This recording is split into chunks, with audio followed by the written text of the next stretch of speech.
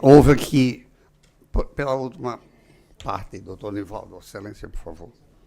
Ao doutor Paulo Roberto, ela esqueceu um pouco aqui de anotar muita coisa da relatoria, só para fazer o 19 do desembargador Dilermando, e até, não sei se Vossa Excelência vai esperar um pouco mais, mas ele está anulando a sentença e está sendo acompanhado por todos. Vossa Excelência se conforma com isso? Com certeza, Excelência. Então, por favor, fique à vontade para esperar o belo debate, mas fique à vontade se quiser ter outra coisa. Vamos, portanto, concluir as defesas do processo número 1. Por favor, doutor. Bom dia a todos, bom dia, senhor presidente. Cumprimento Vossa Excelência, cumprimento os demais desembargadores, representante do Ministério Público, os serventuários, os colegas advogados e procuradores, cumprimento os advogados da parte adversa, e inclusive a minha colega procuradora, que está aí respondendo pela Amicus Curiae. Então, eu vi o voto de Vossa Excelência, desembargador, o voto do relator, e vi com muito um voto tecnicamente correto. É um voto que segue o princípio da legalidade estrita da administração pública, né? É um voto que respeita a separação dos poderes. É um voto que considera a primazia do Estado político brasileiro, que a gente vive um Estado democrático de direito, a gente não vive um Estado judicial de direito. Então, me preocupa essa questão do ativismo judicial. Por isso, eu acho que Hobbes, no seu Leviatã, se visse hoje algumas situações de ativismo jurídico, ele viria com o ativismo jurídico como uma das piores facetas do Leviatã, pela forma insidiosa como ela se apresenta. Então, não cabe extensão extensiva nessa questão. Eu acho que a sentença deve estar bem posta e deve prevalecer. A sentença do doutor Cícero, lá da 4ª Vara. O Ministério Público de primeiro grau deu o parecer contrário à pretensão do autor. A Procuradoria-Geral de Justiça deu o parecer também contrário à pretensão do autor. Tá certo? Não há nenhuma irresignação contra o artigo 64, inciso 2º da Constituição, que dá o poder ao chefe do Executivo de nomear os cargos comissionados da administração pública, e nós, da Procuradoria-Geral do Estado, somos subordinados ao chefe do Poder Executivo. Então, essa dicção constitucional é uma decorrência até natural também do poder-dever da administração, onde o poder hierárquico, tá certo, possibilita essa nomeação dos escalões inferiores comissionados. Eu fico preocupado se o voto divergente, com todas as vênias ao doutor Ricardo e ao doutor Dilermando, se os votos divergentes se eles obtiverem êxito. E digo por quê? Porque, no meu entender, essa questão, se hoje houvesse aí uma vitória, digamos assim, da divergência, haveria aí um caos dentro da Procuradoria. Serão 70 advogados que serão exonerados. Resta para nós, procuradores, centenas de processos que não teremos como dar conta. Então, é um dano incrível que pode ocorrer à administração pública, ao funcionamento da Procuradoria. Eu vejo essa ação como um ataque à Procuradoria-Geral do Estado. Não posso vê-la de outra forma. Então, o voto tem que ter prudência. Porque prudência é um dos conceitos da jurisprudência, de dizer o direito com prudência. Se não tiver prudência, não merece se tornar jurisprudência. Porque o prestígio dos juízes não está, porque os senhores não são eleitos, mas os senhores são vitalícios. E por seres vitalícios, todo santo dia os senhores têm que obter a legitimidade. E legitimidade se consegue com prudência, com discernimento da máquina pública, da coisa.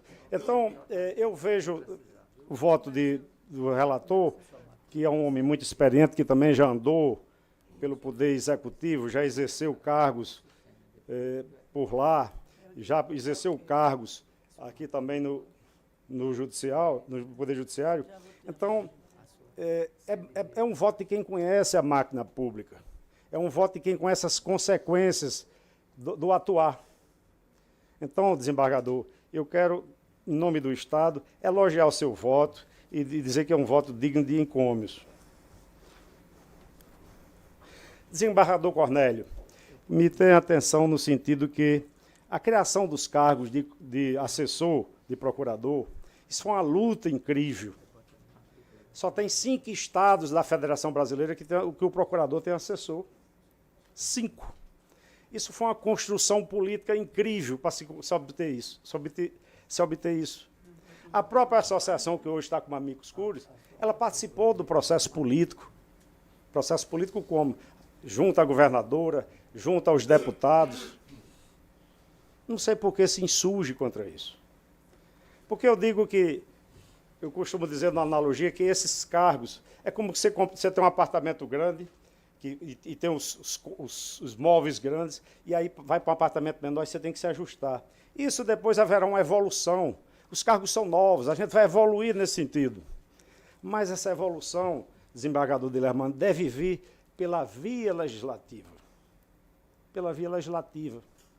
Eu vi o voto de Vossa Excelência, fiquei muito preocupado também, com todas as venhas, porque não tem nenhuma imoralidade administrativa nisso aí. Como praticar uma imoralidade administrativa, dizer que houve imoralidade administrativa, se a pessoa fez o ato com forma prevista em lei, na Constituição? Os cargos foram preenchidos segundo os critérios técnicos. Não há um caso de nepotismo na Procuradoria, não há nenhum parente de procurador ocupando esses cargos. Então, os senhores percebam a instabilidade que o provimento de uma apelação dessa pode ocasionar. Isso vai servir de um precedente incrível. Nós estamos aqui, não estamos tão preocupados, e estamos também com a Procuradoria, estamos preocupados com a máquina administrativa do Poder Executivo. Porque você vai esvaziar por completo o poder do chefe do Poder Executivo. Ele não vai nomear porque alguém, não, quem vai nomear agora sou eu.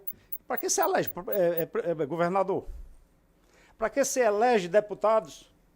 Temos uma Câmara, uma Assembleia, um Parlamento com 24 deputados eleitos pelo povo. Vamos respeitar a vontade do povo. Então eu peço a essa Corte que tenha autocontenção judicial. E a autocontenção judicial não é fraqueza de jurisdição. Pelo contrário, doutor Ricardo, é um dos atributos da jurisdição constitucional. Porque respeitar o princípio da separação dos poderes é o cerne, é a pedra de toque, é o basilar do Estado Democrático de Direito. Você percebe que esse artigo 64 da Constituição, que dá esse poder ao governador, e também a Lei 739, tá certo? Eles nunca foram impugnados. Nunca houve um ADI, nem nesta Corte, nem no Supremo. Nunca. Não teve um ADI. O Ministério Público é o fiscal da sociedade, nunca ajuizou um ADI. Pelo contrário, deu parecer contrário à pretensão do autor. Então, eu vou pedir, com muita humildade, desembargador Dilermano e doutor Ricardo, que os senhores possam modificar o voto dos senhores. Porque só não muda de ideia quem não as tem. Eu apelo pelo espírito público, para que a gente possa fazer uma construção aqui de unanimidade. Eu li, doutor Ricardo, a vossa apresentação da questão do neoconstitucionalismo, e me lembrei das minhas aulas de Direito Constitucional. Me lembrei das aulas de Ronald Dworkin, a peleja com Herbert Herter. Tudo isso eu vi. Então, o positivismo não está mais naquela coisa de Kelsen. Houve uma evolução. Aliás, o positivismo vem desde a Idade Média, ele vem evoluindo. Antes, o justnaturalismo. Depois vem São Tomás de Aquino, com sua Suma Teológica, dizendo que aqui é o direito dos homens, aqui é a moral. E por que não se pode aplicar o neoconstitucionalismo nessa hipótese? Por uma razão muito simples. Para que haja aplicação, o que é o neoconstitucionalismo, em regras gerais e de forma muito singela, é a união, é o casamento do direito com a moral, com a ética, para criar soluções boas, justas. É o que os direitos chamam a arte do bom e do belo e do justo. Mas como você vai criar uma arte do belo e do justo, criando uma decisão que no outro dia 70 pessoas estão exoneradas?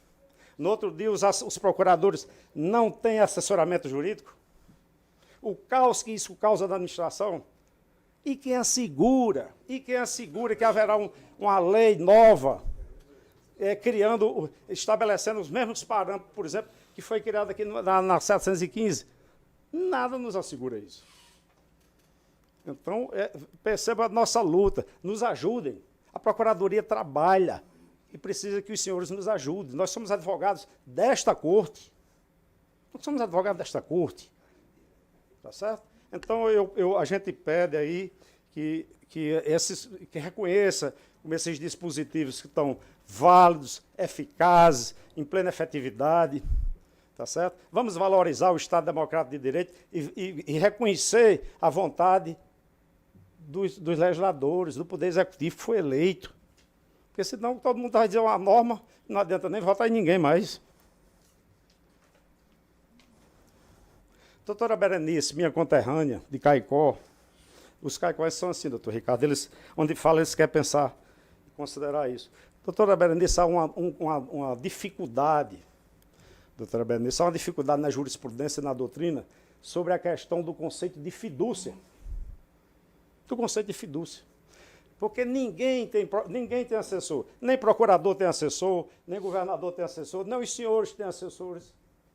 Sabe quem tem assessor? A administração pública. É ela que remunera. Então, esse é o cerne da questão, no meu entender, mais do que questões políticas, jurídicas que foram trazidas aqui. Ninguém tem assessor, não. É muito bom abrir a boca. Meu assessor nada. Quem tem assessor é a administração pública, que paga, remunera com o nosso dinheiro, dinheiro do contribuinte. O que os senhores têm, nós temos, e o governador tem, é assessor do gabinete, para servir a administração pública. Então, a confiança da autoridade nomeante mas ele é apenas um viés de passagem. Por quê? Porque na administração pública, a confiança tem que ser com a administração pública e o nomeado. Mas a administração pública não fala, não ouve, ninguém vê. Aí quem faz isso é o quê? O chefe máximo do setor do poder, que é o poder executivo. Aqui, por exemplo, olha, veja como os senhores são inteligentes, vocês são preparados e cuidadosos. Na Lei 715, os senhores, com a autonomia que os senhores têm, poderia mais alguém dizer, não, vamos fazer isso por resolução, por portaria. Não, foi para a lei. Colocaram isso na lei. Porque os senhores primam pela lei, pela obediência das leis. A Lei 715, ela está lá, lei. E aí eu possibilito o doutor Dilermano indicar, o presidente nomear. E tem mais, eu queria, sabe o que dos senhores? Eu queria consistência na jurisprudência. Essa semana, a segunda Câmara, que eu tenho aqui, a ementa, decisão da segunda Câmara, processo 087-3603-73. Duas procuradoras, inclusive uma delas está aqui, doutora Lúcia, foram ao Poder Judiciário mediante uma via ordinária, queriam indicar o assessor, adotando a mesma sistemática do TJ. E a pretensão delas foi rechaçada. Foi rechaçada e a ementa está aqui, e os senhores têm mais conhecimento do que eu, os senhores vão de casa. Direito administrativo, apelação civil, cargos em comissão, assessor de procurador, nomeação pela governadora, ausência de prerrogativa de indicação pelo procurador assessorado, princípio da legalidade e separação dos poderes, recurso desprovido. O que a gente quer? Que tenha consistência na jurisprudência, que se puder seguir a mesma orientação da segunda turma, para que esse tribunal saia unânime da matéria. Doutor Dilermano, eu queria tanto nomear meu assessor também, mas não posso. Queria indicar o meu assessor, não posso também. Porque isso é um processo político que a gente vai conseguir. Nós não temos autonomia. Esse é um processo. O cargo só tem 3 anos. Os senhores têm assessores há 20, 30 anos. Nós só temos 3. Então, isso é um processo político que demanda tempo, demanda aperfeiçoamento.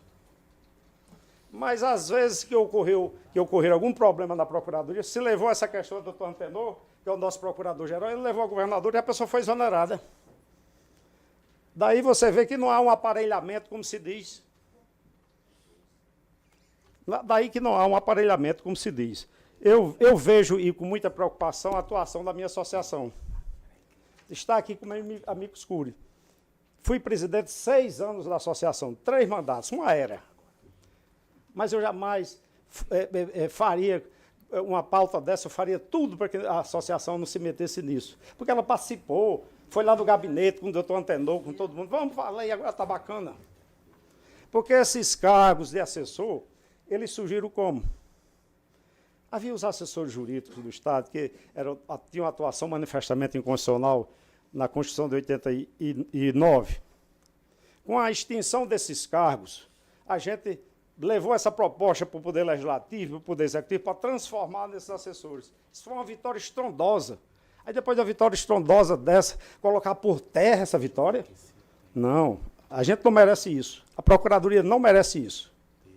Eu peço que os senhores vejam isso com muito carinho, muita atenção, para ver essa questão.